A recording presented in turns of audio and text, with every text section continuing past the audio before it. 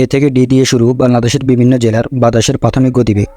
1 Angarpota 47.8 metre per second. 2 Bagerhat 77.5 metre per second. 3 Bandarban 62.5 metre per second.